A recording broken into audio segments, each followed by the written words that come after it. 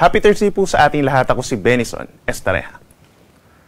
Patuloy pa rin pong epekto ng Intertropical Convergence Zone or ITCZ sa Palawan, Visayas, and Mindanao. Itong ITCZ ang siyang linya kung saan nagsasalubong po ang hangin from the northern and southern hemispheres, kaya't medyo mataas po ang tsansa ng mga kaulapan doon. Samantala, patuloy nating minomonitor ang low pressure area sa labas ng Philippine Area of Responsibility. Nasa higit 2,700 kilometers ito silangan ng Central Luzon at mababa ang tsansa na papasok pa ng ating PAR. At meron tayong minomonitor na isa pang masamang panahon or weather disturbance cloud clusters sa loob ng ating PAR. Base po sa latest Tropical Cyclone Threat Potential Forecast ng PAGASA, mababa nga po ang tsansa na kikilos papasok ng ating PAR itong nasa labas ng ating Area of Responsibility. Papunta ito ng North Pacific Ocean at posibleng mag-isang mahinang bagyo ngayon or bukas. Samantala yung cloud cluster naman po ay may mababang tsansa na maging isang ganap na bagyo sa susunod po na 24 to 48 hours. Possible low pressure area for today or tomorrow, and over the weekend, posible itong maging bagyo at mananatili lamang po dito sa may northern Luzon, sa may silangan po ng Batanes. Kung sakasakaling makaka-apekto ito, more on mga areas lamang po sa may northern Luzon. At kung sakasakaling magiging bagyo, ay bibigyan natin ito ng pangalan na Julian or Julian, na siya magiging pang-10 bagyo na for this year, 2024, at pang-6 naman po for the month of September. Posible pa rin mabago yung scenario natin regarding sa nasabing mga weather disturbance, kaya lagi po mag-monitor sa ating updates. Ngayong araw po, dahil pa rin sa mga easterlies or yung hangin galing Pacific Ocean, mananatiling mainit sa malaking bahagi po ng Luzon, kabilang ng Metro Manila.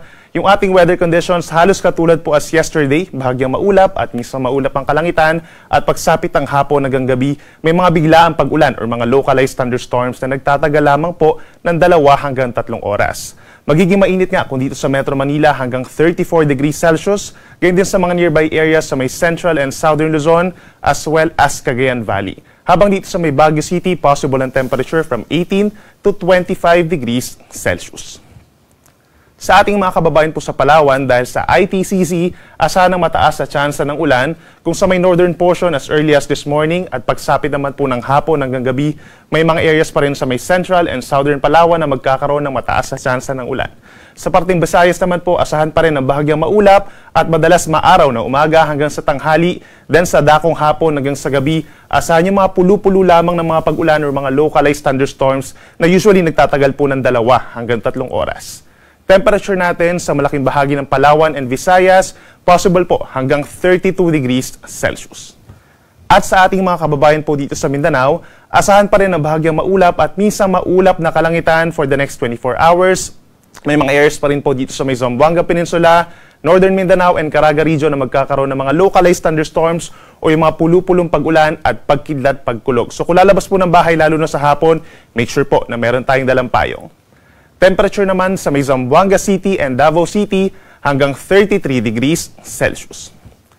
Para naman sa lagay ng ating karagatan, mananatiling banayad hanggang katamtaman po ang taas ng mga pag-alon, usually kalahating metro sa malayong Pampang po. Then possible po kapag meron tayong mga thunderstorms, umakyat ito ng 2 metro hanggang bukas po yan. Then over the weekend, dahil sa potential nga po na low pressure area sa may silangan ng Batanes, malaking bahagi ng Northern Luzon na magkakaroon ng maalon na karagatan at hindi rin natin inaalis yung chance na magtaas tayo ng mga gale warnings doon. Sumaring pagbawalan yung small sea vessels, and the moment na maging bagyo ito at nagkaroon ng mga tropical cyclone wind signals over the weekend in some areas of Northern Luzon, ay possible po na suspended na ang sea travel for all types of sea vessels.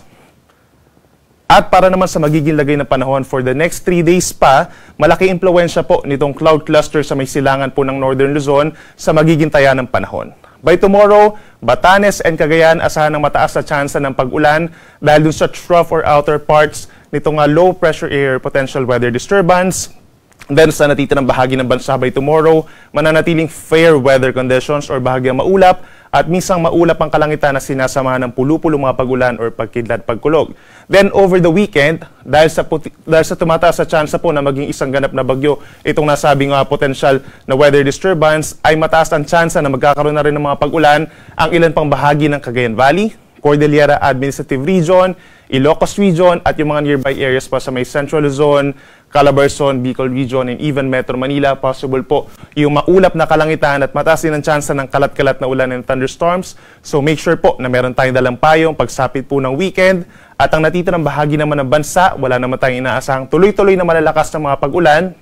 Kung meron man dito sa may Mimaropa area dahil sa possible slight enhancement lamang po ng southwest monsoon, pero ang Visayas and Mindanao, possible pa rin ang mga localized thunderstorms. Sunrise po natin ay 5:45 a.m. at ang sunset ay 5:49 p.m. Yan muna ang latest muna dito sa Weather Forecasting Center ng Pag-asa. Ako muli si Benison Estareja na nagsasabing sana man panahon, Pag-asa, magandang solusyon.